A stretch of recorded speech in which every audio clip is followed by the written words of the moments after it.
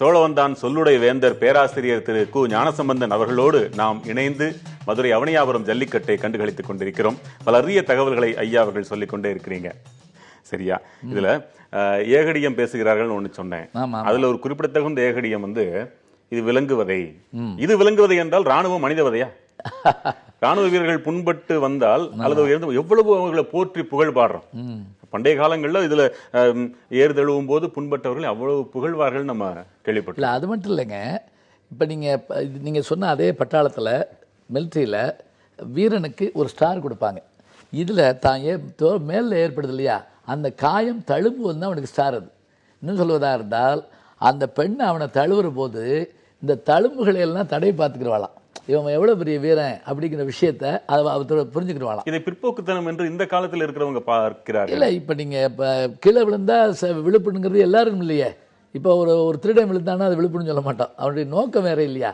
இது வீரம்ங்கிற போது அவன் வந்து தன்னுடைய ஆளுமை, தன்னுடைய வீரம் இதெல்லாம் நிர்ணயிக்கிறதுக்காக பண்ணுறான். அவள் விரும்புகிறா. அதுவும் போக இப்படிப்பட்ட வீரர்களை விரும்புகிற காலம் இருக்குது. இன்றைக்கி நீங்கள் இதில் மாறுபாடு இருக்கலாம். அது அந்த மாதிரி செயல் வந்து எதனா காட்டு மிராட்டி தரான் அப்படின்னு அவங்க சொல்கிற மாதிரி இருக்கலாம். நாளைக்கே தனக்கு ஒரு இன்னல் ஏற்படுகிற போது அவன் அந்த வீரத்தை காட்டி தன்னை காப்பாற்றுறேன்னு வச்சுக்கோங்க. அப்போ அது என்னப்பா, அது இப்போ துப்பாக்கி எதை சுடுறோங்கிறத பொறுத்து தானே இருக்குது. அது கொலைக்கருவியா இல்லாட்டி அது வேறங்கிறத நம்ம தீர்மானிப்போம். அது மாதிரி இந்த செயல்பாடுங்கிறது அவனுடைய தழும்புங்கிறது அவனுடைய வீரத்தினுடைய அடையாளம். அது அதனால வீரர்கள் கையில் எம்ஜிஆர் திரைப்படங்கள் கூட நீங்க சொன்னது போல நீளமான துப்பாக்கியை கொடுத்தா சுட மாட்டேன், திருப்பி வச்சு சிலம்ப விளையாடுவாருன்னு சொல்லுவீங்க. இல்ல, அது எதுக்காகன்னா நமக்கு புரிஞ்ச ஒரு விஷயம் வந்து ரொம்ப அழகானது. நம்ம அதை சுட்டு ஒருத்தனை வீழ்த்துறதுங்கிறது ரொம்ப தூரத்தில் இருக்குது. இது நேரடியாவா உங்க கையில கம்பு என் கையில கம்பு அப்படிங்கிற மாதிரி தான். அது இன்னைக்கு பொருளாதார ரீதியாக அடிமைப்படுத்துதல்கள்லாம் உலக அளவில் நடந்துட்டு இருக்கு. அதே தான் உங்களுக்கு. இதெல்லாம் மனிதத்தையே மீட்டு கொண்டு வரக்கூடிய பண்பாடாகவும் இது தெரியுது. இப்போ அது மட்டும் இல்லை, இதில் நீங்கள் பார்க்குறவங்க, விளையாடுறவங்க, மாட்டுக்காரவங்க எல்லார்ட்டையும் வந்து ஒரு யார் விழுந்தாலும் போய் காப்பாற்ற போவாங்கல்ல.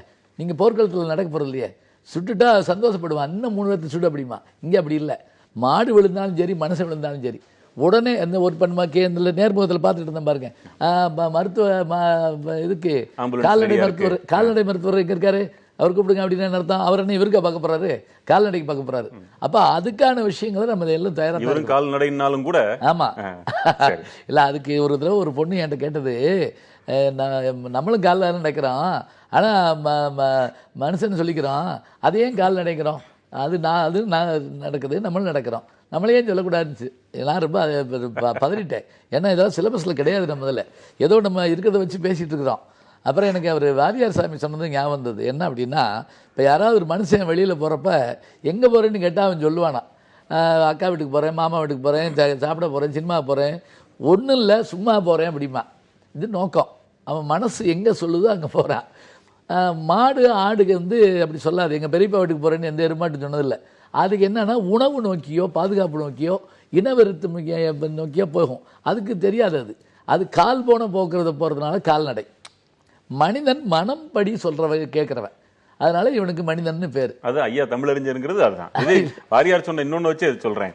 எந்த கேள்வி உங்கள்ட்ட கேட்டாலும் பதில் கிடைக்கிறதுக்கு காரணம் வாரியார் சொல்லுவாரு, மேல உள்ள அந்த வாட்டர் டேங்க்ல தண்ணியை நிரப்பிட்டுன்னா எந்த குழாயில இருந்தாலும் தண்ணி வரும் அப்படி சொல்லுவாரு. உங்களுடைய படிப்பு ஃபுல் பண்ணிக்கோ, எந்த குழாயை திறந்தாலும் தண்ணி வரும் அப்படின்னு என்கிட்ட நான் கேட்டேன் அவர்கிட்ட. மீனாட்சி அம்மன் கோயில்ல அவருக்கு முன்னாடி நான் பேச வேண்டியிருந்தது. பேசி முடிச்ச உடனே அவ்வளவு சந்தோஷப்பட்டு சிரிச்சுட்டு, இதெல்லாம் எங்க வாங்கினீங்க அப்படின்னாரு. உங்கள்கிட்ட தான் அப்படி சொன்னேன். சொல்லிட்டு தான் அவர்கிட்ட இதை கேட்டேன். உடனே அவர் சொன்னார், இப்படி வாட்டர் டேங்கை ஃபுல் பண்ணிக்கங்க, எந்த குழாயை திறந்தாலும் தண்ணி வரும் அப்படின்னாரு. இல்லை, நீங்கள் சொன்ன மாதிரி அது கால்நடையாக இருந்தாலும் அதுக்கான உணர்வு எப்படி இருக்கு பாருங்க. நீங்கள் ஒரு தடவை கூட ஒரு பாகன் வந்து அந்த யானையை இது பண்ணுறான். அப்போ அது நடக்க மாட்டேங்குது. என்னன்னு கேட்டால் அந்த குழியில் கால் வைக்க சொல்கிறது உள்ளே ஏதோ ஒரு பூனைக்குட்டி இருந்திருக்கு. அது பார்த்துட்டு கால் வைக்க மாட்டேன்ட்டுருச்சான். இவன் அதுக்கு யானைக்கு நம்மளை காட்டிலும் சின்ன கண்ணு பெரிய உருவத்துக்கு.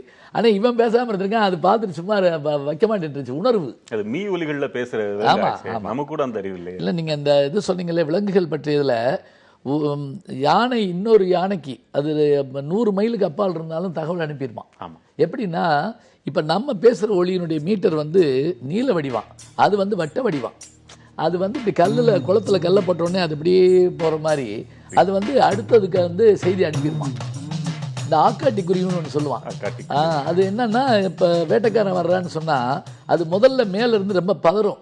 பதறி கொடுக்குற குரல்ல சடார்னு மேய்ஞ்சிட்டு இருக்க மான் பூரா நிமிர்ந்து ஓட ஆரம்பிச்சிடும். புலி வருதுனாலும் சரி, ஆள் வருதுனாலும் சரி, ஆபத்து என்கிறத சொல்றதுக்கான சிக்னல் அது. இப்ப இந்த ஜல்லிக்கட்டு நடக்கிறதுக்கு முன்னாடி சொந்தங்களுக்கெல்லாம் சொல்லி அனுப்புவாங்க, ஆமா ஆமா, பறை அறிவிப்பாங்க, அப்ப முரசு எல்லாம் முழங்கும் அப்படிலாம். இப்ப அந்த பழக்கம்லாம் இப்ப ஏன் வீடு விட்டு இல்ல பொதுவா இல்ல. இப்ப என்னன்னா முரசு இருக்கலாம் இல்ல, ஒண்ணு சொல்லுவாங்க, மாடு பிடிக்கிறப்பையோ மற்றதுக்கோ ஜல்லிக்கட்டுக்கோ இந்த அழைப்பு கூடாதுப்பாங்க. எப்படின்னா வாங்கன்னு சொல்ல மாட்டாங்களாம். ஏன்னா ஏதாவது ஒரு அசம்பாவிதம் நடந்து வச்சுன்னா லெட்டர் போட்டு கூப்பிட்டானியா அப்படின்னு சொல்லிடுவாங்களாம். அதனால என்ன செய்வாங்கன்னா பொது அறிவிப்பு தான் பண்ணுவாங்க. இங்கே இத்தனாம் தேதி நடக்குது வாங்க அப்படின்னு. இப்போ எங்கள் வீட்டில் எங்கள் ஊரில் சொல்லிட்டு வாங்கன்னு சொல்கிறத காட்டலாம் பொது அறிவிப்பாக சொல்லிடுவாங்களாம். இப்போவும் உண்டுங்க. இப்போ வெடி போடுவாங்க. இப்போ நீங்கள் இன்னும் சொல்லப்போனால் விரும்மாண்டி படத்தில் அதை ரொம்ப கவனமாக செஞ்சாங்க. ஒரு இதில் வச்சு வெடி விட்டோடனே மேலே அதில் ஒரு புறா பறந்து போகும். அந்த வெடி வரும், அந்த புறா பறந்து போகும், வெடி வெடிக்கும். வெடி அவுட் வெடி விட்டுட்டாங்கன்னா, அதிரடி விட்டுட்டாங்கன்னா மாடு விட போகிறாங்கன்னு அர்த்தம். இப்போ உங்களுக்கு இந்த பாட்டு போட்டால் டிக்கெட் கொடுக்குறாங்கன்னு அர்த்தம். எங்கள் ஊர் டூரிஸ்ட் தியேட்டரில் அந்த பாட்டு போட்டால் படம் போட்டாங்கன்னு அர்த்தம்.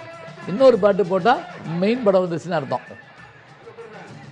இது உலக புகழ் பெற்ற அப்படின்னு வரும்போது எப்ப இருந்தது உலக புகழ் பெற்றது? அவனியாபுரத்துக்கு அலங்காநல்லூருக்கெல்லாம் வெளிநாடுகள்ல இருந்து இது என்ன மாடுகளுக்குள்ளேயே ஜல்லிக்கட்டு நடக்குது. இதானே அவங்கெல்லாம் லீவா இப்படி மொத்தமா அவுத்து விடுறது உண்டாயா? இல்ல, அது பெரும்பாலும் செய்ய மாட்டாங்க. இது மஞ்சள் ரெட்டு மாதிரில இருக்குது. இது வேற இடமா? இது அலங்காநல்லூர் மாதிரில எல்லாம் பிடிபடாத மாடுகள்னு சொல்றாங்க. அப்படியா? அது வந்து வெளியில வந்திருக்கோம். அப்ப எப்படின்னா தனியா தனியா வச்சிருப்பாங்க. இந்த இதுக்கு வெளியில் இதுக்கு பின்னாடி வாடிவாசலுக்கு பின்னாடி ஓடி போயிடும். இதில் இன்னொரு ஆச்சரியம் பார்த்தீங்கன்னா, இந்த மாடு சில சமயத்தில் வெளியே ஓடிட்டா அது பிடிக்க முடியாது, ஓடிக்கிட்டே இருக்கும் அந்த மாடு. ஆனால் 3 நாள் கழிச்சு வீட்டுக்கு வந்துடும். ஜிபிஆர்எஸ்லாம் கிடையாது, அது கரெக்டாக வந்து சேர்ந்துடாது. அதை கேள்வி முன்னாடி தூத்துக்குடி வரைக்கும்லாம் போய் ஆமா கொம்புல சங்கிலி தங்கச்சங்கிலி அந்த பரிசோட வீடு வரைக்கும் மதுரைக்கு வந்துரும்லாம் கேள்விப்பட்டேன். நினைச்சிட்டு இருந்தேன். இல்லை இல்லை இல்லை இல்லை, அதெல்லாம் நான் சொல்லுவேன் அடிக்கடி மேடையில் கூட. எங்கள் வீட்டில் வளர்ந்த ஒரு மாட்டை விற்றுட்டு போயிடலான்னு எங்கள் அப்பா சொல்லிட்டு நாங்கள் வேணான்னு இருந்தால் அதுக்குள்ளே டிரான்ஸ்ஃபர் தமிழ் வாத்தியாரில் அடிக்கடி போகிறனால அதில் என்னாச்சுன்னா விற்ற பிறகு மறுநாள் காலையில் வீட்டு கதவை வந்து பயங்கரமாக முற்ற சத்தம் கேட்டு பார்த்தா 40 மைலுக்கு அங்கிட்டு விற்ற மாடு வந்து சேர்ந்துருச்சு. அவன் மாட்டுக்காரன் பின்னாடி வந்து சேர்றான் சைக்கிள்ல. வீட்டுல நம்ம வளர்க்குற பிள்ளைகள் காணாம போயிருது. ஐயோ, நாங்கெல்லாம் 60 வயது பெரியவர் காணவில்லைன்னு விளம்பரம் கொடுக்குறாரு. ஆமா, அவரே கூட கொடுப்பாரு. தேடுறாங்களான்னு பார்ப்போம் அப்படிங்கிறதுக்காக. இன்னைக்கு வந்து அது முட்டி நின்றுச்சுன்னு சொன்னா எப்படி ஓடியாது வந்து நின்று கத்துறதை பார்த்துட்டு நாங்கெல்லாம் அழுதுட்டோம். ஐயோ, இதை போய் வித்துக்கிட்டோமே அப்படிங்கிற மாதிரி. 1000 இருந்தாலும் ஒரு நண்டை ஒருத்த கடற்கரையிலேருந்து எடுத்து விடும்பொழுது ஏன் அது லட்சம் நண்டு இருக்கு, நீ என்னத்தை காப்பாத்திர போற, என்ன மாற்றம் வந்துட போகுது, மாற்றம் என்னன்றது அந்த காப்பாற்றப்பட்ட நண்டுகிட்ட கேளியான்னு சொன்னாங்க. நல்லா அது போல அந்த ஒரு வீட்டுல லேசா குடல் குத்தி வெளியில வந்தாலும் அந்த வீட்டுக்கு அது பெருசு தானே. இதை எப்படி எடுத்துக்கிட்டாங்க இந்த சமூகத்தை? இல்ல அது எப்படி எடுத்துக்கிட்டாங்கன்னா, நீங்க அதை பார்க்கணும். அப்படின்னா இப்படி ஒரு கோடு போடுற மாதிரி மாடு அப்படி உள்ள குத்தியெல்லாம் இது பண்ணாதுங்க, லேசா கிழிச்சிட்டா போதும், ஜிப்பை திறந்த மாதிரி வயிறு வழியே இதாயிரும். அப்ப என்ன நடக்குது தெரியுங்களா, படக்குன்னு அவன் அழுதுட்டு இருக்கவா, ஐயோ மாடு, அதெல்லாம் சொல்ல மாட்டாங்க. துண்டை கலட்டி வயிற்ற கட்டுவான், குடல் எடுத்து உள்ள வச்சுப்பாங்களா, உள்ள வச்சிருவான், உள்ள வச்சு கட்டிடுவான். இல்லையா படார்னு என்ன பண்ணுவாங்கன்னா, மாட்டு வண்டியில தூக்கி போட்டு 2 பேர் மாட்டு வண்டிக்கு பதிலாக எடுத்துட்டு போயிடுவான். அதாவது இதெல்லாம் வரத்தான். இப்போ நீங்கள் போர்க்காலத்துக்கு போகிறீங்க, எதிரி சொல்கிறான், இங்கே பாருங்க என்னங்க இது இப்படி சுட்டுக்கிட்டு இருக்கீங்க அப்படின்னு கேட்க மாட்டோம். அங்கே சுடுவான், நீ பதிலுக்கு சுடுறா தான் போர்க்கலாம். அதை விடுங்க, கிரிக்கெட் விளையாண்டு சாகிறது இல்லையான்னு ஒரு சாமியார் கேட்டிருக்காரு. அது உண்மை தானே. ஜக்கி வாசுதேவ் இதுக்கு ஜல்லிக்கட்டுக்கு ஆதரவான கருத்தை சொல்லும் போது இதை சொல்லியிருக்காரு. இல்லை, நம்ம இன்னைக்கும் பார்க்குறோம், எந்த இதுலையும் ஆபத்து இல்லாமல் இல்லை. ஆக்சிடென்ட் ஆகிறத பார்த்துட்டு தானே நம்ம காரில் போயிட்டு இருக்கோம். இந்த காவல்துறையினர் பாதுகாப்பு கொடுக்குறாங்களே, பல ஊர்கள்ல அந்த காவலர்கள், ராணுவ வீரர்கள் இவங்க தான் அந்த விடுப்புலயோ அதை பிடிக்கிறாங்களாமே மாடுகளை. அது உண்டு. என்ன காரணம்னா, அன்னைக்கு கூட நீங்கள் இங்கே பார்த்துருக்கலாம், இவர் வந்து சடார்னு ஆதரவு தெரிவிக்கிற மாதிரி இறங்கிட்டார் இல்லையா, இந்த மெரினா இதில் பார்த்தீங்கன்னா ஒரு காவலர் வந்து அவரே உள்ள வந்து உட்காந்துட்டார். எல்லாருக்கும் அந்த உணர்வு உண்டு இல்லையா. இப்போ நீங்கள் அவங்க அதனால தான் நான் காவலர்கள் சொல்றது இல்லை, சீருடை தமிழர்கள். நல்லா இதுக்கு ஒரு உதாரணம் சொல்றதா இருந்தால், இந்த மாரியம்மன் கோயிலில் பூக்குழி இறங்குவாங்க நெருப்பில், அதில் அவங்க காப்பு கட்டி இறங்குறது ஒரு வகை. அவங்களோடய ஓடியாந்து ஒருத்தர் இறங்கி ஓடிடுவார். அதாவது என்னென்னா, அந்த உணர்வு அவர் இழுத்துரும். அதில் கொட்டுக்காரர் இறங்குறது இன்னும் அழகாக இருக்கும். அதாவது அவர் அடிச்சுட்டே இறங்குவார் பாருங்க, அந்த வேகத்தில் ஆள் உள்ளே போயிடுவான். அந்த நேரத்துக்கு உணர்வு தான் அது, அந்த உணர்வு, துணிச்சல். ஆமாம், அதுக்கு தான் உங்களுக்கு இந்த துணிச்சல் உண்டாக்கத்தான் இந்த விளையாட்டை வச்சுருக்கலாம். இப்போ நீங்கள் நம்ம வீட்டில் இருக்க இந்த தலைமுறை பிள்ளைகள் ஒரு சில்ற பள்ளியை சின்ன பாச்சாவை பார்த்தோன்னு நடுங்குது, அழுறது. அந்த அலறலை பார்த்த உடனே நமக்கு கவலையாக இருக்குது. என்னடா இது, நம்ம எனக்கு தெரிஞ்சு பாம்பெல்லாம் கையில் பிடிக்கிற ஒரு இதுதான். இப்போ வயலுக்கு போகிறோம், ஒரு தண்ணி இது பண்ணிட்டு இருக்கோம், பாம்பு வந்துச்சுன்னா அதுக்காக அப்படியே அலறிட்டு வீடு வரைக்கும் ஓடிட முடியுமா? இல்லை இன்சூரன்ஸ் எடுத்து பார்க்க முடியுமா? அதெல்லாம் இல்லை. படக்குன்னு உருவி போட்டு வந்துடலாம் இல்லையா? படக்குன்னு கையில் பிடிச்சிக்கிடுவாங்க. நான்லாம் பார்த்துருக்கேன். அதை பிடிச்சி 2 அடி அடித்து போட்டு வந்துடுவான். இதை நம்ம பெருசாக குறிப்பில் நான் என் வாழ்நாளில் ஒரு பாம்பு அதெல்லாம் சொல்லிட்டு இருக்க முடியாது. அன்னாட வாழ்க்கை அது குரங்கு பிடியா போயிடக்கூடாது இல்லை, விட தெரியாமல் இருக்கக்கூடாது. ஆமாம், அது உண்டு. குரங்கு சாகும், செத்ததையும் முன்னாடி தூக்கிட்டாலையும் அது செத்து போச்சுன்னு சருகு மாதிரி தொங்கும், ஆனாலும் விடாது. ஏன்னா பயத்தில் அதுக்கு இன்ஸ்டிங்க்ட். அது பாம்பு இப்போ பிடிக்கிறதுக்கு உசுப்பி விடுறதுன்னு ஒன்று இருக்குன்னு சொல்லுவாங்க. ஆமாம் ஆமாம். அதற்காக இதுக்கு முதல் நாள் குறவை கூத்து, அதுக்காக தான் இருந்தது. இல்லை இல்லை, குலவைங்கிறது என்னன்னா குறவை கூத்து, குறவை கூத்துன்னு தனியாக ஒன்று இருக்குன்னு அப்படின்னு நான் படிச்சதுதான். முதல் நாள் அல்லது மறுநாள் இது மாடு பிடிக்கிறதை பற்றியும், இதை பிடித்தால் நீ எப்படிப்பட்ட வீரன் பெண்கள் பாடுறதாகவும் தங்களுக்குள்ளே உசுப்பேற்றுக் கொள்வார்கள். முதல் நாள் மாலை நடக்கும். இல்லை, அது உங்களுக்கு சிலப்பதிகாரத்தில் பல வகையான கூத்து சொல்லுவாங்க. அதில் குறவை கூத்து இதெல்லாம் என்ன அப்படின்னா, வட்டமாக கூடி நின்று மாயவன் புகழ் பாடுதல் அப்படின்னு ஒன்று உண்டு. ஏன்னா ஆயிரத்துக்குரிய கடவுள் கண்ணன் தான். அப்போ ஆயர் குலத்து பெண்கள் அந்த கண்ணனுடைய புகழை பாடுவாங்க. அது நீங்கள் இன்னைக்கு கூட நீங்கள் சிலப்பதிகாரம் படிச்சிங்கன்னா, கம்பர் 12ஆம் நூற்றாண்டில் தான் ராமாயணம் எழுதுறாரு. ஆனால் சிலப்பதிகாரத்தில் ராமாயணம் இருக்குது. மூவுலகம் ஈரடியால் முறை திறம்ப வகை முடித்து தாவிய சேவடி சேர்ப்ப தம்பியோடும் காண்புகுந்து. தம்பியோடும் காண்புகுந்துனா ராமன். அதில் மூவுலகம் ஈரடியால்ங்கிறது வாமன அவதாரம். 10 அவதாரத்தையும் சொல்லி பெண்கள் கும்மி அடித்து பாடுவாங்க. இப்போ வீரர்கள் கதையை சொல்லுவது என்னன்னா, இந்த யுத்தத்துக்கு போகிறப்ப சத்தம் கொடுக்கறது, கொலவு போடுறது, ஏய் அப்படின்னு படங்களில் சொல்லிட்டு இருக்கான்ல. ஆனால் இப்போ படங்களில் ஏன்னு சொல்லிட்டு போயிடுறாங்க சண்டை ஓடாமல். அப்போ என்ன பண்ணுவாங்க, ஒரு சண்டை நின்று வேடிக்கை பார்த்தா கூட 1 மணி நேரம் ஆகுது. ஆமாம் ஆமாம் ஒன்றுமே இல்லை. ஆமாம், இவங்க இந்த பறை, ஓசை, குலவை மற்ற எல்லாமே வீரர்களுடைய கதை. குலவை என்பதுதான் குறவை என்றாயிருக்கு. இல்லை அப்படியான்னு தெரியல. ஏன்னா அந்த கூத்துக்கு வேற பேர் இருக்கலாம். குலவைங்கிற சொல்ல என்னன்னா, ஆமாம், நான் நாக்க அசைச்சு இது போடுற தாளாட்டு மாதிரி இது போல. இது குலவைங்கிறது இருக்காங்கன்னா மங்களகரமான விஷயம். அதாவது தாலி கட்டும் போது, நடவு நடுற போது, சாமி ஆடுற போது, குழந்தை பெறுற போது, காது குத்துற போது, இதெல்லாம் குலவை போடுவாங்க. இது ஏன் போடுறாங்கங்கிறதுக்கான ஆராய்ச்சி தெரியுங்களா? ஒரு ஏழை வீட்டில் மங்களகரமான ஒளி எழுப்புவதற்கான அந்த இதை கூப்பிடுறதுக்கு கையில் காசு இருக்காங்க. அப்போ அவங்க என்ன பண்ணுவாங்களாம், கையில் சங்கையோ அல்லது நாக்கில் இருக்கக்கூடிய அதை வச்சுக்கிட்டோ வோக்கல் கார்டு மூலமாக அந்த இது வேலையை முடிச்சுடுவாங்களாம். குலவை போட்டு தாலியை கட்டுப்பா, முடிஞ்சு போச்சு. இது ஒரு ஆச்சரியமான விஷயம் அது. ஏன்னா இப்போ இதுலேயும் இப்போ என்னன்னு கேட்டிங்கன்னா, இப்போ செண்டைன்னு ஒரு வாத்தியத்தை கொண்டு இறக்கிட்டாங்க. அது எல்லா இதுகள்லையும் இருக்குது. நம்ம இசை பற்றி ஒன்றும் சொல்லலை. ஆனால் தமிழ்நாட்டு நாசுர கலைஞருடைய நிலைமை என்ன, கொஞ்சம் பயமாக தான் இருக்குது. இல்லை இவங்க எல்லா ஸ்டேட்லையும் இவங்களை கூப்பிடுறாங்களான்னா அதெல்லாம் நாங்கள் சேர்த்து வச்சு திராவிடம்னு சொல்லிடுவோம். சரி, நல்ல விஷயம் தானே அது. திராவிடம்னு சொன்னால் பரவாயில்ல. ஆனால் நம்ம ஆட்கள் அங்கே கூப்பிடப்படும். திருவிடத்து நாயனம் இல்லாமல் திராவிடம் என்ற பெயரில் மற்ற வாத்தியங்கள் எதற்கின்றது உங்களுடைய கேள்வியா இருக்கு. தொடர்ந்து பேசலாம். ஒரு சிறிய இடைவேளைக்கு பிறகு ஜல்லிக்கட்டை தொடர்ந்து கண்டுகளிக்கலாம். கலித்தொகை, பெரும்பானாற்றுப்படை, மலைவிடுகடாம், பட்டினப்பாலை போன்ற சங்க இலக்கியத்தில் நாம் கண்ட காட்சிகளை எல்லாம் அவனியாபுரம் ஜல்லிக்கட்டின் வாயிலாக நேரடியாகவே பார்த்து கொண்டிருக்கிறோம். அரங்கில் நம்மோடு பேராசிரியர் திரு கு. ஞானசம்பந்தன் அவர்களும் நம்மோடு இணைந்திருக்கிறார்கள். ஐயா, இப்போ இந்த வாடிவாசல் இங்க இருந்து காலை வெளியில வருது, நம்ம அச்சம் இல்லாம உட்கார்ந்து இருக்கோம் வாசல்ல வழிவிட்டு. சரி, முதல் நாள் சொல்லி அனுப்புறாங்க. அது நீங்க சொல்றது சொல்லாம சொல்லி அனுப்புறாங்க. காளைகள் வருது, கோவில் எல்லாம் கும்பிட்டு கொண்டு வர்றாங்க, பிடிக்கிறவங்களும் கும்பிடுறாங்க, மணமக்கள் பார்த்துட்டு இருக்கிறாங்க, அதாவது மகளிர் பார்த்துட்டு இருக்கிறாங்க. இப்படியாக தொடங்கிய இருந்தது. ஒரு கட்டத்துல வேறு சமூகத்தவர், உயர் சாதி சமூகத்தினரின் அந்த மாடுகளை அடைக்கிறக்கூடாது ஒன்று. இரண்டாவது, திருமண மாணவர்கள் வந்து அடைக்கிட்டு திருப்பி பொண்ணு கேட்கறான். இப்படி 2 விதமான காரணங்களால இந்த வழக்கம் மாறிச்சு அப்படின்னு ஒரு தகவல் இருக்கு. இல்லை அப்படி இல்லைங்க. அதுக்கு யார் நல்லா பதில் சொன்னாங்கன்னா, நம்ம அந்த ஜல்லிக்கட்டை தன்னுடைய கையில் எடுத்துக்கிட்டு உச்சநீதிமன்றம் வரைக்கும் போய் போராடின மதுரையை சேர்ந்த ஜல்லிக்கட்டினுடைய தலைவர் ராஜசேகர் ஒரு அருமையான பதில் சொன்னார். அன்னைக்கு அந்த ஒரு பேட்டியில் நம்ம இதில் தான் பேசுகிறப்ப சொன்னார்.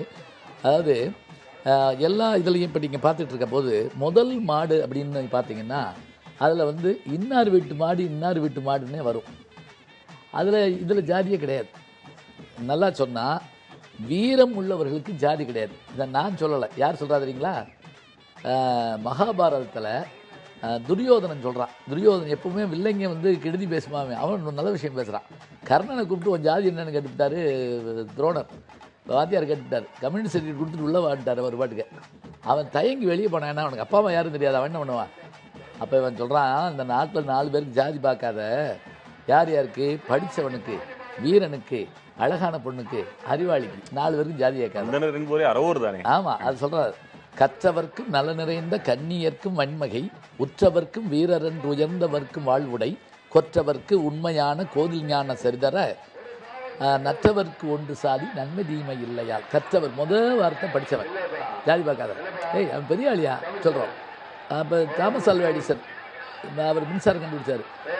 எங்கள் சாதிக்காரன் கண்டுபிடிச்சது தான் நாங்கள் போடுவோம், சொல்ல மாட்டோம். இந்தியா மேலே போர் தொடுக்கிறான், நம்ம சாதிக்காரங்களாம் வா சொல்ல மாட்டோம். இந்தியாவே எழுந்து வா அப்படிமோ, வீரர்களே இந்தியா வாருங்கள் அப்படிதான் கத்துறாங்க. இதில் இதே மாதிரி எல்லாருக்கும் இந்த இது உண்டு. ஏன் ராமானுஜதாசன் பல பேர் சொல்லிக்கிறாங்கல்ல. இந்த ராமானுஜர் என்ன குருநாதரை சாதி பார்த்தாரா? சொன்னாரா? அவருக்கு முதல்ல அவர் யாருக்கு வந்தா? யாதவ பிரகாஷ் தான் இருந்தார் முதல்ல. அப்புறம் திருச்சி நம்பி, இந்த 2 பேரும் அந்தணர்களே கிடையாது முதல்ல பார்த்தா. அப்புறம் தான் பெரிய திருமாலை ஆண்டார், பெரிய நம்பி, இவங்கெல்லாம் பின்னாடி வர்றாங்க. ஊவே சாமிநாதையருக்கும் அப்படித்தான். ஆமா, அவர் மீனா சுந்தர பிள்ளை தானே. அதனால படித்தவர்களுக்கு ஜாதி இல்லை. இங்க நீங்க கேட்ட கேள்வி பாரு, இந்த கல்யாணம் ஆனவங்க வர்றப்ப அவங்க திரும்ப கல்யாணத்துக்காக பொண்ணு மாடு பிடிக்க மாட்டாங்க. நான் திருமணமானாலும் வீரம் குறையவில்லை, அதை காட்டத்தான். இன்னொன்று, அந்த காலத்தில் அந்த பலதார முறையை வச்சுருந்தாங்க. இன்னைக்கு நம்ம சொல்கிறோம், இப்போ நீங்கள் போன தலைமுறை கேட்டு பாருங்க, எங்கள் தாத்தாவுக்குங்க 3 ஒய்ஃபுங்க அப்படின்னு தைரியமாக சொல்கிறாங்க. அப்புறம் தான் அதை தடை பண்ண ஆரம்பித்தாங்க. ஒரு எல்லை இருக்கணும், இந்த நாட்டில் தானே ஓர் இல் ஓர் வில் ஓர் சொல்லுங்கிறோம், ஒரு வார்த்தை ஒரு மனைவி ஒரு அம்பு அப்படிங்கிறோம். அது மாதிரி அப்படின்னு ராமனையும் வச்சிருப்போம், கிருஷ்ணனையும் வச்சிருப்போம். கிருஷ்ணன் இல்லை, அந்த அவதாரம் மாறுது இல்லை, யுகம் மாறுறப்ப சட்டம் மாறும், அது வேற. இப்போ நீங்கள் அதே இடத்துல வாலி இதே கேள்வியை கேட்குறான்.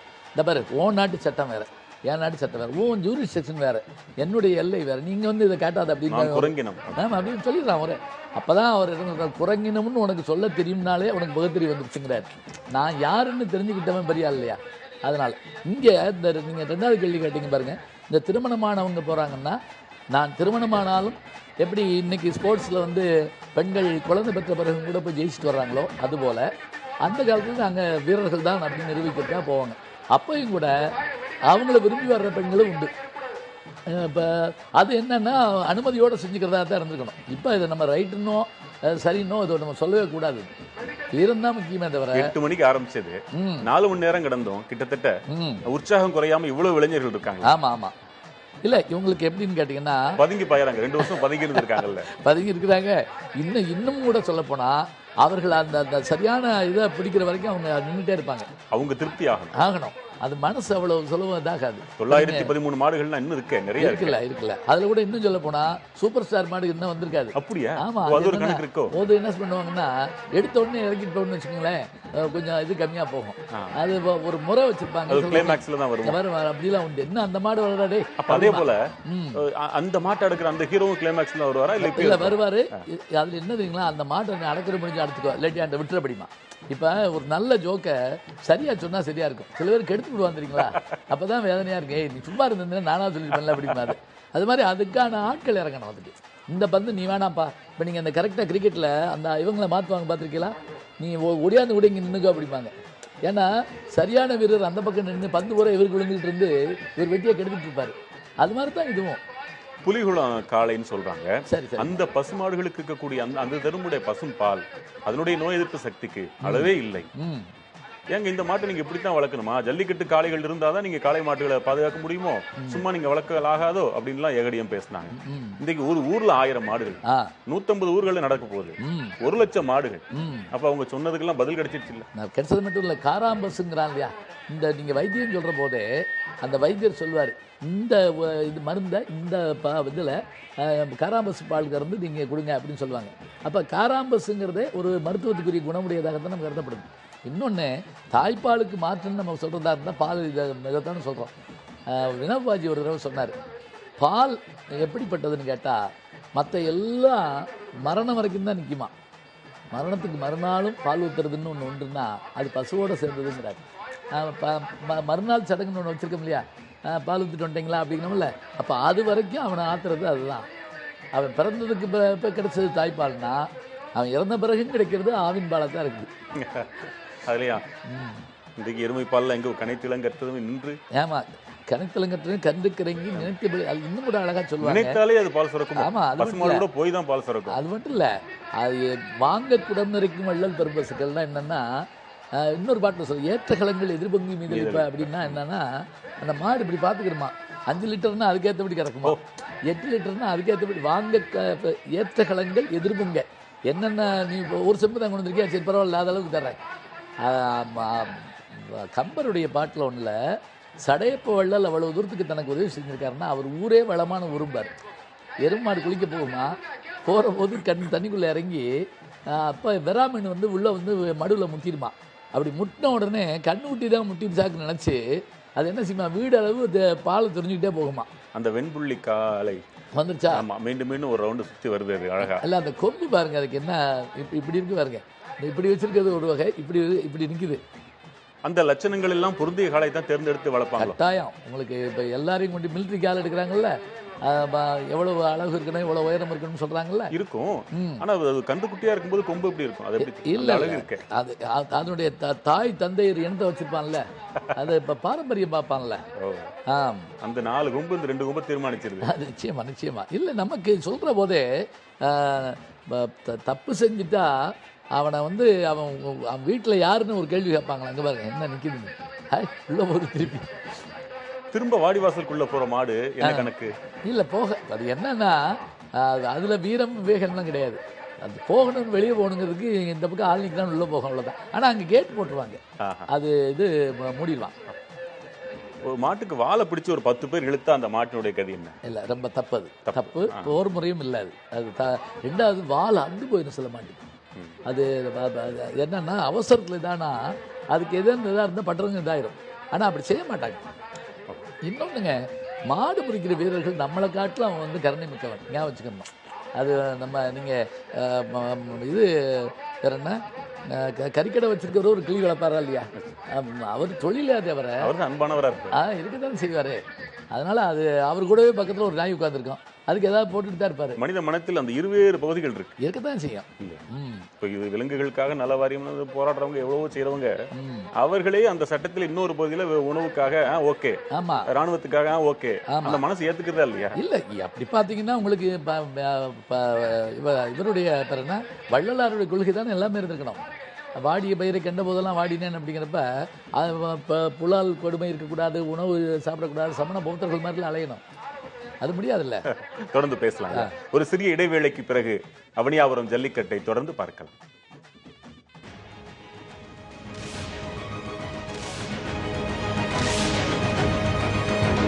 அவனியாபுரம் ஜல்லிக்கட்டில் மொத்தமுள்ள 900 மாடுகளில் 1/3 பங்கு மாடுகள் தற்போது வரை அவிழ்த்து விடப்பட்டிருக்கின்றன. பல சுவாரஸ்யமான வீரந்தழுவிய வீரம் பொருந்தி அந்த காட்சிகளை நாம் கண்டுகளித்துக் கொண்டிருக்கிறோம். நம்மோடு அரங்கில் பேராசிரியர் திரு கு. ஞானசம்பந்தன் அவர்களும் அமர்ந்திருக்கிறார்கள். ஐயா, வீரர்களுக்கு பரிசுகள் கொடுக்குறாங்க. இப்போ ஒரு அண்டா தூக்கி போட்டது கூட. ஆமாம் ஆமாம். காளைகளுக்கு என்ன அப்படின்னா, இந்த ஸ்டார் போடுறோம் இல்லையா, அது மாதிரி போட்டு வைப்பாங்க. நீங்கள் வீடுகளில் போய் பார்த்தீங்கன்னா தெரியும். அந்த மாடு ஜெயிச்சுட்டு வர்ற போது அந்த மாட்டுக்கு அந்த வீட்டுக்காரன் கொடுக்குற மரியாதையும் மற்றதும் இன்னும் சொல்ல போனால் ஆலத்தி எடுத்து வீட்டுக்குள்ளே கூட்டு வருவாங்க. மாடு இதுக்கு போயிட்டு வர்ற போது வெற்றி அடைஞ்சு வருதுன்னு சொன்னால் அதுக்கு வேற ஒன்றும் செய்ய முடியாது. ஏன்னா அது காட்டுற மகிழ்ச்சியில் கொஞ்சம் கூட்டி காட்டலாம். அந்த மாட்டின் உரிமையாளருக்கு பரிசு கிடைக்கும். அந்த மாடு உணர்வதை போன்ற என்ன பரிசு இருக்கும்? என் உணர்வது வந்து அவங்களுடைய இதில் பார்த்துக்கிற அந்த ஆரத்தி எடுக்கிறது, நிப்பாட்டுறது, அதை தழுவி கொண்டு வர்றது, இதெல்லாம் பார்த்துக்கிட்டா அது புரிஞ்சுக்கிறோம். எப்படி விற்க போகிற மாட்டு புரிஞ்சுக்கிச்சோ அது மாதிரி நமக்கு மரியாதை காட்டுற போதும் அன்பு காட்டுற போதும் அது புரிஞ்சுக்கிறோம். தன் முனைப்பு வளர்ந்துரும், அது கட்டாயம் வரும். நீங்கள் சொன்ன மாதிரி மாட்டை வச்சிருக்கவருக்கு நிறைய பரிசுகள் உண்டு. அதை இவங்க இதில் இத்தனை இதுக்கு ஜெயிச்சது அப்படின்னு அதை பாராட்டி சொல்லுவாங்க. அவர் வர்றாருனாலே அந்த மரியாதை பூரா அவருக்கு சேர்ந்தது தான். அது இன்னார் வீட்டு மாடு அப்படின்னு சொல்லுவாங்க அதை. ஓஹோ. இப்போ அங்க சிறிய இடைவேளை, நம்ம போல அவங்களுக்கு ஒரு இடைவேளை தேவைப்பட்டிருக்கு. நாம் அந்த இதுவரை பார்த்ததுல சுவாரஸ்யமான காட்சிகளை பார்த்து கொண்டிருக்கிறோம். கீழே படுத்து அவர் கையாட்டி இருக்கிறத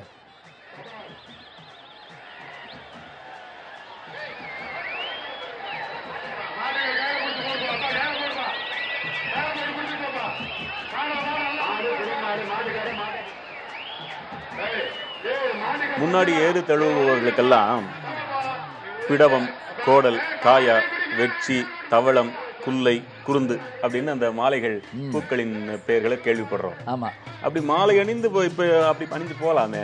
இல்ல இப்ப அதுதான் நீங்க எல்லோ கலர் நம்ம பேசணும் இல்லையா? ஆமா. இந்த யூனிஃபார்ம் வந்து என்னன்னா, இவர் மாடு பிடிக்கிறவரு அப்படிங்கிற மாதிரி அதில் நீங்கள் இந்த போர் முறைகளில் சொல்கிறாங்கல்ல, வெச்சி, கரந்தை, தும்பை, உளிங்கை, வாகைன்னா வெற்றி கடைசியா.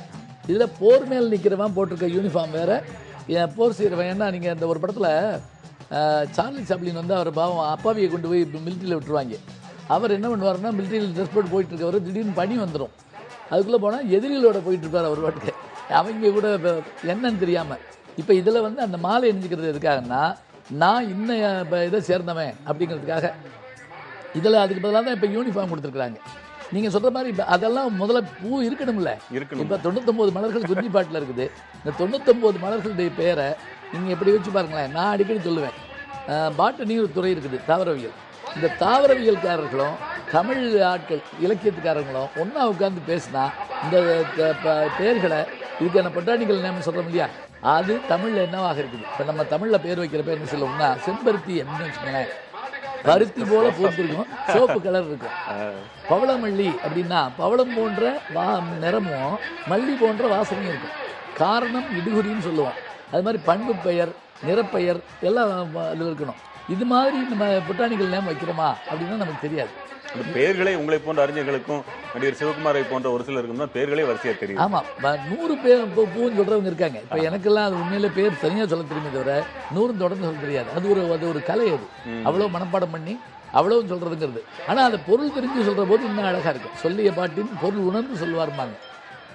பொதுவாக குலதெய்வத்தை கும்பிட்டு வர்றது ஒண்ணு, இந்திரன், சிவன், முருகன் இப்படி குறிப்பிட்ட தெய்வங்களை தொழுது கொண்டே வந்தாங்க. அது சில 100 ஆண்டுகளாக இருந்திருக்குமோ?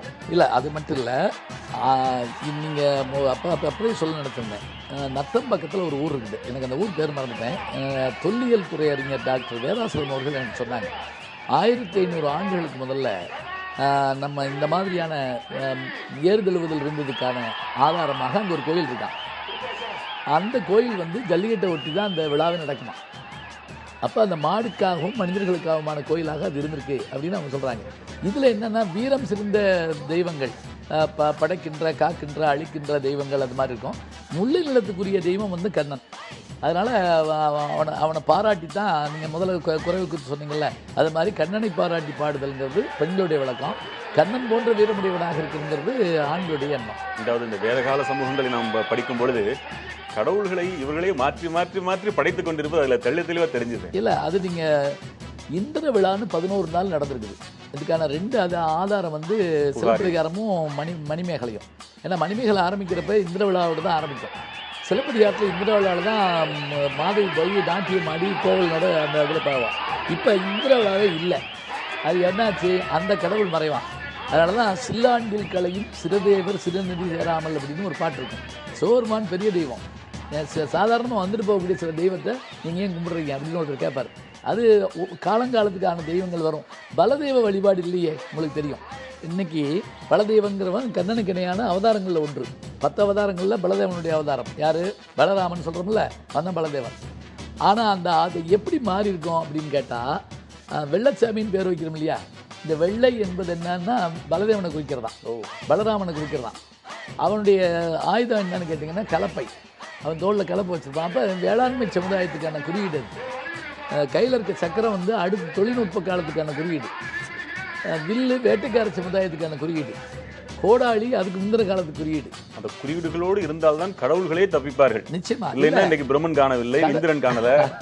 இல்லை, அதுக்கான காலம் மாறுகிற போது இப்போ நீங்களே பார்ப்பீங்கல்ல, ரொம்ப ஃபேமஸுக்கு முந்தியில் அந்த கோயில் அப்படின்னு சொல்கிறாங்கல்ல, முந்தியில்லான்னு என்ன அர்த்தம்? அப்போ அந்த காலத்தில் அந்த சாமி வலுவிழந்து போச்சுன்னு அர்த்தமா? காலம் மாறுகிறதுக்கு ஏற்றபடியாக. ஆனால் சில சாமி நீங்கள் என்ன எங்கே செஞ்சாலும் வருவாங்க. கம்ப்யூட்டர்லேயும் பிள்ளையார் உட்காந்துருக்காருல்ல, ஏன்னா அவரும் மவுஸ் வச்சிருக்காரு, இங்கேயும் மவுஸ் இருக்குது. அது ஒரு காரணமாக கூட இருக்கலாம். நாயக்க மன்னர்கள் காலத்தில் பழனிக்கு அந்த நாம பெயர் அனுப்பவில்லை என்றால் அது முருகு அழகு என்ற அந்த குறிஞ்சிமலை தெய்வமாகத்தானே நம்ம வணங்கிட்டு வந்தோம். அதுக்கு முன்னாடி வரைக்கும் அந்த இவங்க தானே பூசாரிகள், இதை சேர்ந்தவங்க மலைஜாதி மக்கள் தானே அவனுடைய பூசாரிகள் இருந்திருக்காங்க. படித்ததுல சில வார்த்தைகளுக்கு பொருள் தெரியல, தமிழையாட்ட கேட்கிறேன். சொல்லுங்க. அடக்கு முறைகள்ல கொம்பை பிடித்து அழுத்தி அடக்கும் முறை, கழுத்தை பிடித்து காளையின் மார்பில் தொங்கும் முறை, சரி, கழுத்தை திருகும் முறை, இமிழ் என்னும் கொட்டேரியை தழுவும் முறை, சரி, தோளில் ஏறல், நெருக்கி பிடித்தல் சரி என்று இதை புழக்கத்தில் இருந்ததாக சொல்றாங்க. இது ஒவ்வொன்றுக்கு வேறுபாடு இருக்கு, இல்ல ஒன்றையே நான் பல தடவை சொல்லியிருக்கேனா? இல்ல அது நீங்க சொல்ற போது அதனுடைய உறுப்புகளை சொல்றப்பே அதனுடைய வேறுபாடு தெரியுது. திமிழ் அப்படிங்கிற போது வேற, கொம்பு அப்படிங்கிறது வேற, கழுத்துங்கிறது வேற. இது எல்லாமே என்ன அப்படின்னு கேட்டிங்கன்னா, நேருக்கு நேர் நின்று அணையிறதுங்கிறதுலாம் ரொம்ப சாத்தியமே கிடையாது. ஏன்னா அதனுடைய அதனுடைய வலிமை வேற. 10 ஆள் பலம் இருக்கும் அதுக்கு இருக்கும். அதனுடைய வெயிட்டு அதெல்லாம் வேற. இன்னொன்று அதனுடைய குணமே மூர்க்கம். அது நம்ம நீங்கள் சாந்தப்படுத்தி வேணால் வீட்டில் வச்சுக்கலாமே தவிர அது இப்போ மிரளத்தான் செய்யும். அப்போ அதை அப்படி பிடிக்க முடியாது. நம்ம கட்டாயமாக டவுன் பஸ்ஸில் சைடில் ஓடி ஏறுற மாதிரி தான் இதை போய் பிடிக்க போகிறோம். இப்போ இதுக்கு என்ன ஆகுதுன்னா, எந்த பகுதியில் நமக்கு சிக்குதோ அதுக்கேற்றபடி பிடிக்கணும். இப்போ எதை நீங்கள் முயலை காதை பிடிச்சி தூக்கணும், வாத்தை கழுத்து பிடிச்சி தூக்கணும். ஐயோ கழுத்து பிடிச்சி தூக்கிட்டு இப்படி செத்து போயிருமே சொல்ல முடியாது. ஆட்டுக்குட்டியே இப்படி தான் வச்சுருக்கோம். அப்போ ஒன்றை பிடிக்கிற போதே அதை எப்படி பிடிக்கணும் அப்படிங்கிறத நம்ம தெரிஞ்சு வச்சுக்கிறோம். அதுக்கான முறை தான் இதுவும் ஆட்டு பிடிக்கிறதுல. இன்னொரு உதாரண காளை ஒன்று நின்று விளையாடுதான். அதை மீண்டும் ஒரு முறை நம்ம பார்க்கலாம்.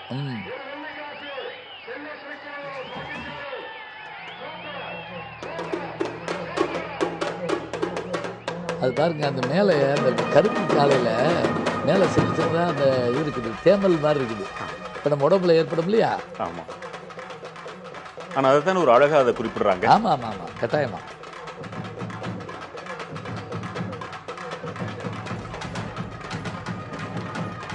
இந்த மாட்டோட கொம்பு தான் ரொம்ப அழகாக இருக்குது. வி ஷேப்பில் இருக்கு பாருங்க. ஆமாம், வளைந்திருப்பது மாதிரி இது வி ஷேப். அப்போ அந்த வீரம் என்ற ஒன்றுதான் அடிப்படையா இளைஞர்களுக்கு காளைன்னு பேர் வந்ததுக்கு? நிச்சயமாக இருக்கணும். போர்க்களத்தில் அவன் வந்து காளைன்னு சொன்னால் அவனுடைய வீரத்தான் அடிப்படை. இன்னொன்று ஒரு பொருள் ஒப்புமைன்னு சொல்லுவோம், ஒருபடை ஒப்புமை அப்படிமோ. ஒருபடை ஒப்புமைன்னா அவன் வீரத்தில் புலி அப்படின்னா அவன் புலி மாதிரி நடந்து வர மாட்டான், வீரத்தில் புலி. இப்போ குணத்தில் புலி பாம்பெல்லாம் இருக்குல்ல, இருக்கு. கணக்கில் புலி அப்படிங்கிறோம். அப்போ இப்படி விட சொல்லுங்களேன், மாம்பழ கண்ணம் அப்படின்னு வர்ணிக்கிறோம். உள்ள கொட்டை இருக்குமா சார் அப்படின்னு கேட்கக்கூடாது. மாம்பழம் என்பது செழுமைக்கு, அழகுக்கு, சுவைக்கு, அதுக்காக சொல்கிறது. அதனால் ஒருபடை ஒப்புமையாக இது மட்டும் வச்சுக்கிறது. அப்படின்னு காளை போல் வந்தான் அப்படின்னா தான் எடுத்துக்கிட்டு வானே தவிர மாடு மாதிரி முத்தாதரா அப்படின்னு சொல்கிறான்ல, அப்போ வயிறான்னு தானே அர்த்தம். அது மாடு மாதிரி மோதிட்டு போகிறாங்க, காளை மாதிரி மோதினா எடுத்துட்டா அவனுக்கு பெருமையாயிரும். அந்த ஏறுங்கிறது அந்த காளைக்கு இயல்பிலேயே வந்த பெயரா அல்லது அதுக்கு எதுவும் இல்லை? அது செருமல், அதனுடைய ஏறு போல் பீடு நடைக்கிறார்ல சொல்கிற வள்ளுவர் சொல்கிறாரு. அதே மாதிரி நிமிர்ந்த நடை நேர்கொண்ட பார்வை அப்படிங்கிறாருல பாரதி பெண்ணுக்கு சொல்கிற போது. அது மாதிரி அதனுடைய அந்த ஆண்மை செருக்கு அதுக்காக சொல்கிறது தான். அதுவும் நீங்கள் அது செருமை நிற்கிற போது நீங்கள் இந்த கால வாகனத்தில் இவர் வர்றாருன்னு சொன்னாலே அந்த காலை அழகாக இருக்கணும். நந்தி தேவர் அப்படின்னு சொல்லி நம்ம வணங்குறோம் இல்லையா? நம்ம வணங்காததே கிடையாது. ஏன்னா வணங்குதல் என்பது நேசித்தல். ஒரு தடவை இவர்கிட்ட கேட்டாங்களாம், டி.கே. சிதம்பரம் கேள்விப்பட்டிருப்பீங்க, வட்டத்தொட்டி. ஆமாம், வட்டத்தொட்டி ரசிகமணி அவர் பேர். அப்போ வெளிநாட்டுக்காரன் கேட்டாங்களாம், நாங்கள் வந்து மரங்களை தாவரங்களை நாங்கள் நேசிப்போம், நீங்கள் என்ன செய்கிறீங்கன்னா நாங்கள் பூஜிப்போம் அப்படின்னாரா. ஏன் நீ நேசிச்சுட்டு போயிடுவேன், நாங்கள் அதுக்கு ஒரு தெய்வீகத்தன்மை கொடுப்போம். அரச மரமா பிள்ளையாருக்கு ஊற்றுற தண்ணி அரச மரத்துக்கு தானே போகுது. அது அவர் மேலே ஊற்றுனாலும் அந்த தண்ணி அங்கே போகுதுன்னு நமக்கு தெரியுமில்ல. அதனால ஒவ்வொன்றுக்கும் தலைபுராணம் வைக்கிற போது மரம் வச்சானே, அதான் காரணம். காஞ்சிபுரம் மாமரம் அப்படின்னா, மதுரை மருத மரம், அந்த மரத்தை வச்சு சொல்கிற போது அதனுடைய தன்மை தெரியும் நமக்கு. கடம்ப மரம் சொல்கிறோம் இல்லையா, கடம்ப மரம் தான் மதுரைக்கான கடம்ப வனம். அதான் ஆமாம் பேர். ரசிகமணின்னு நல்ல காய்ச்சலுக்கு நல்ல மழை தண்ணியில் குளிச்சுட்டு இருந்ததை பார்த்துட்டு கல்கி அதிர்ந்து போனார்னு படிச்சிருக்கோம். ஒவ்வொன்றுக்கும் ஒரு படியில் காலிட்டு வைக்கணும்னா அந்த படி எவ்வளோ உயரத்தில் இருக்கணும், இலை போட்டால் எதுலேருந்து ஆரம்பிக்கணும், எப்படி சாப்பிடணும், 2 விரலால் அந்த பாயசத்தை எப்படி சாப்பிட்றது, அந்த மனுஷன் அந்த அவரை போன்ற மனிதர்கள் இப்போ உங்களை மாதிரி ஒரு சிலர் இருக்கு. இல்லைங்க, அது இப்போ நீங்கள் பஞ்சாமிரதத்தையும் தேனையும் ஸ்பூனில் சாப்பிட முடியுமா? அது இப்படி கையில் இருக்குமா? ருசி இருக்குமா? இன்னும் சொல்ல போனால் ரசத்தையே இப்படி கையில் வாங்கி குடிக்கிற ஒரு சந்தோஷமும் அந்த இலையில போட்டு சாப்பிட்றதுக்கான அது அவன் சொல்கிறான், இன்னைக்கு சொல்கிறான், அதில் இருக்கக்கூடிய பச்சையம் உடம்புக்கு நல்லதுங்கிறான். அது எவ்வளோ பெரிய ஆச்சரியம். அந்த இலையில சூடாக சாதம் விழுகிற போது அதில் இருக்கிற ஒரு சின்ன இது வந்து நம்மளோட உடம்புக்குள்ளே போகுது நம்மளை அறியாமல் அப்படிங்கிறான். இன்னும் இதில் போனால் துளசி வந்து வீடுகளில் வைக்கிறதுனுடைய நோக்கம் சொல்கிறப்ப பகலில் ஆக்சிஜனையும் இரவில் கார்பன் டை ஆக்சைடும் மரங்கள் வெளியிடும். அதனால தான் மரத்துக்களில் ராத்திரியில் படுக்காதம்மா. ஆனால் 24 மணி நேரமும் ஆக்சிஜன் வெளியிடுறதுல துளசிக்கு உண்டுமா. அது அந்த தன்மைக்கு அதான் நீங்கள் நேரம் வேணாலும் அதுக்கிட்ட போகலாம் அப்படிங்கிறது. மரங்களில், தாவரங்களில், செடிகளில், மிருகங்களில் என்று சில பேரோட பழகிறதுக்கு தன்மையாக இருக்கும். எப்போவும் அவர்கிட்ட பேசலாங்க அப்படிங்கிறோம் இல்லையா? வேணாங்க அவன்கிட்ட போகாதீங்க அப்படின்னு சில பேர் சொல்லுவோம். நீங்க ஒரு இப்போ எத்தனை படங்கள் ஏன் நடிச்சிருக்கீங்க? ஒரு 10 படங்கள் தாண்டி இருக்கணுமே. இல்லை கூடவே இருக்கும். நான் எப்படி இன்னும் இந்த விழாலாம் கொண்டாடலை. 22 படத்துக்கு மேலே நடிச்சிருப்பேன். அடே அப்பா. ஆமாம், 22 படங்கள்னா ஒரு பெரிய வெற்றி தான். ஆமாம். 2003 அவர் கமலஹாசன் சாருடைய விரும்மாண்டிக்கு நடிக்க வந்து இப்போ வந்திருக்கக்கூடிய இப்போ சமீபத்தில் வந்து இவருடைய படம் தொடரி வரைக்கும் நடிச்சிருக்கிறேன். ஒரு 3 படம் நடிச்சிட்ருக்கேன். இவர் தொண்டன் ஒரு படம், சமுத்திரக்கனியோடைய படம், அதே மாதிரி ரங்கராட்னம்னு ஒரு படம், அப்புறம் விஜய் வந்து ஒரு படம் பண்ணுறாரு, ஆர்ஜான்னு ஒரு படம், அந்த படம் ஒன்று. அப்புறம் இந்த சொல்லுவாங்கல்ல பேரிடப்படாத 2 படத்தில் நடிச்சிட்ருக்கேன் அப்படின்னு. பேரிடப்படாத படங்கள் இருக்குல்ல, வெளிவராத படங்கள் தான் தவறா இருக்கும். அதான் ஒரு பெரிய மனிதர் ஒரு ஊடகத்தில் இருக்கிறார், என்னுடைய குருநாதர். சரிங்க. அவர் பேராசிரியராக இருந்தார். சரி. அப்போ ஒரு மாணவர் பக்கத்துல வரைக்கும் போனாங்க, எழுதிட்டு இருக்கான்னே நினைச்சிட்டேன், கையில பேனாவே இல்லாம ரொம்ப நேரம் எழுதிட்டு இருக்காங்க. இன்றைக்கு அவர் தமிழகத்தின் நம்பர் 1 நடிகர், பெயர் சொல்ல வேண்டாம். சரிங்க. இப்படி பேராசிரியர்கள் என்னுடைய மாணவர்கள் நடிக்கிறாங்கன்னு சொன்ன காலம் போய் இன்னைக்கு பல மாணவர்கள் எங்க பேராசிரியர் நடிக்கிறாரு அப்படின்னு உங்களை பார்த்து, காரணம் முழுக்க தமிழ். நீங்க அந்த விரும்மாண்டி படம் என்பது சாதாரணமான விஷயம் இல்ல. அதுல கமலஹாசன் கூட நடிக்கிறதுன்றது எவ்வளவு பெரிய விஷயம்னு உங்களுக்கும் தெரியும். அதுல நீங்க அந்த வர்ணனை கொடுத்ததற்கு பிறகு இது போன்ற ஜல்லிக்கட்டு நிகழ்வுகள்ல பல இடங்கள்ல நீங்க விருந்தினராக அழைக்கப்பட்டிருப்பீங்களே, அது குறித்த சுவாரஸ்யமான விஷயங்களை ஒரு இடைவேளைக்கு பிறகு நீங்க சொல்லணும். நிச்சயமா. சிறிய இடைவேளைக்கு பிறகு அவனியாபுரம் ஜல்லிக்கட்டை பார்க்கலாம்.